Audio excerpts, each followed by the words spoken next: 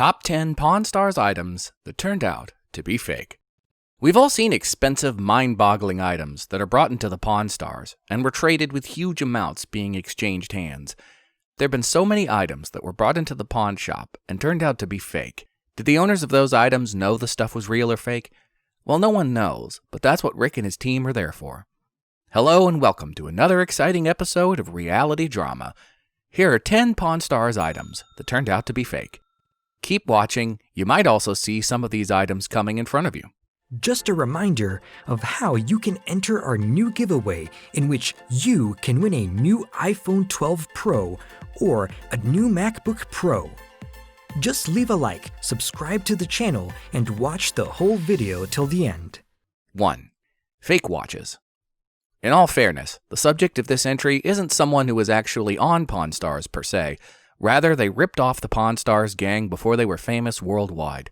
That said, we decided to include them on this list, since they've no doubt enjoyed telling their friends and family that they utterly scammed the now famous shop and its owners. So what did they do? Sold fake Rolexes. That seems like the oldest trick in the book, doesn't it? Well, it kind of is, except it happened to Corey before he knew more about identifying fakes, and when the supposed sellers aren't being truthful. Perhaps this incident is the reason why Corey seems to be in a perpetually foul mood in every last episode of the series. 2. The Wells Fargo Strongbox. Rick is infamous for calling in a buddy for just about everything. So infamous, in fact, that it's become a full-fledged meme. That said, authenticity is a major factor in having a successful business in this particular industry, so we can't blame him. We can blame him, however, for not calling in an expert when he clearly needed one. A seller brought in a supposed 19th century Wells Fargo strongbox and walked out with $450 cash in their pocket. Unfortunately for Rick, the box was hardly authentic. According to the fan-favorite expert, the Beard of Knowledge, this particular item is one of the most widely faked ones out there. Rick should have known better too, since the seller had other clearly fake items with him. 3. Fake Gibson Mandolin. Chumlee may be the most lucrative star of the show, and he's also very obviously the favorite cast member among fans, but he doesn't exactly have a good reputation when it comes to skills related to the pawn shop. A prime example of this was when Chumlee was suckered into a terribly bad deal that not only had him go over his reasonable purchase limit of $1,000, but also proved that he doesn't have that good an eye when it comes to spotting fakes. In short, a seller offered Chum a Gibson mandolin, and despite numerous red flags regarding its appearance, feel, and construction, the pawnbroker purchased it for $1,500. Sadly for good old Chum, the mandolin was a very poorly done fake, but the seller certainly loved his time in the spotlight, since he got to make illicit cash and embarrass Chumlee in front of the world. 4. Willie Mays uniform. Sports memorabilia is an enormous part of the pawn business, especially for Rick and his family, and this is evident on nearly every episode of Pawn Stars. Whether it's trophies, rings, bats, or even uniforms, there's often a huge and vastly lucrative market. Unfortunately for Corey, he paid a whopping $31,000 for what he believed to be a Willie Mays game-worn uniform, except it definitely wasn't. Not only was it not game-worn, but an authenticator later speculated that it never even belonged to the player in the first place. There's no doubt in our mind that the person who sold this jersey has no remorse about being on Pawn Stars and scamming them, though, since they're $31,000 richer, and we can't really blame them for being happy about it. 5. Shoeless Joe's book signature. One of baseball's all-time greatest stars, Shoeless Joe Jackson, is a favorite among high-paying collectors, especially when it comes to items with the illiterate player's autograph. Because of the mere possibility that this particular signature could end up being absolutely authentic, Rick threw caution to the wind and went against every bit of sound advice against the purchase, even his own guts, and bought the item for $13,000. Turns out that his gut was right. The autograph was faked, and the unscrupulous seller made major bank.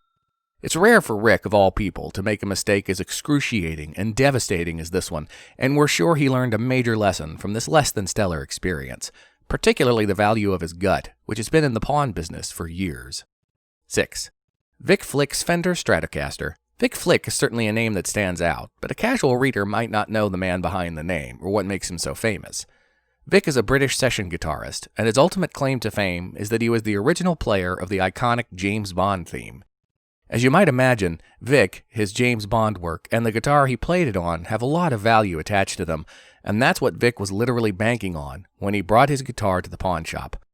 Sold for a whopping $55,000, Vic made out exceptionally well. The only problem is that Rick arguably got a little bit swindled on the deal, as the item lacked its case and was no longer entirely original, and might not even be the same guitar he played the famous James Bond theme with. 7. John Lennon artwork. Before joining the band, he attended the Liverpool Art Institute and continued drawing throughout his musical career. John Lennon is called to be the greatest songwriter in music history. John co-founded the Beatles in 1960 and went on to sell over 14 million records from his solo career. His self-portrayed doodles are world famous and are always in huge demand. A man walked into the pawn shop to sell a few doodle works, which he said was some original John Lennon stuff. Rick, being the boss, inspected the item, and it didn't take him long to figure out that it was a fake, because when he flipped the paper, he saw a Kodak paper mark, which is not possible, because John was way before these papers were actually there. 8. Napoleon Letter. Napoleon Bonaparte was a French statesman and military leader who led many successful campaigns during the French Revolution and the French Revolutionary Wars. Napoleon dominated European and global affairs for more than a decade, while leading France against a series of coalitions during the Napoleonic Wars. He's a great part in the history and is of importance to many. A man walked in with a letter allegedly written by Napoleon Bonaparte himself. It looked authentic by the style of paper and the writing, and also the wax stamp that was used during that time. He even had a letter that certified that the letter was authentic. Corey struck the deal as he was convinced that it was a legitimate letter by Napoleon himself. The man asked for a small amount of $2,000, and Corey was fine with this amount being paid for something so big for someone who was a Napoleon item collector. Corey signed the deal for $2,000.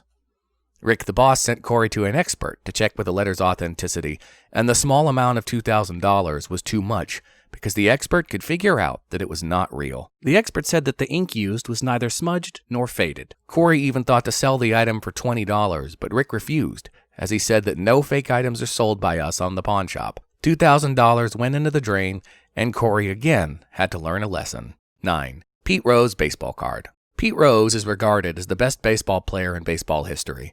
He was the all-time MLB leader in hits, games played, at-bats, and outs. He is a 17-time All-Star and won 3 World Series. He still holds the record of 4,256 hits. He was banned from baseball for gambling in 1989. A man walked in with 5 Pete Rose 1967 cards, but Rick the boss instantly said these were fake. The faded colors and the overexposed pictures on the card were the reason Rick the boss said that it's not going to be a deal. The man was disheartened, as he thought he had some real Pete Rose cards and could get a healthy amount for them in the pawn shop. But that's what the pawn shop does. Real or fake, it's their everyday job. The man couldn't believe his cards were fake. He said, if these cards are fake, then what's real? The wife, the dog, what else? He was surely disappointed. 10. Babe Ruth signed bat and glove. Babe Ruth is one of the most famous players ever to play baseball. He started his career as a pitcher for Boston Red Sox. In 1927, Babe Ruth became the highest paid player. He signed a contract for an estimated $210,000. The man who brought in the bat and the glove said that the glove was signed by none other than Babe Ruth, and the bat was signed by Babe Ruth and Christy Mathewson, who played for the New York Giants.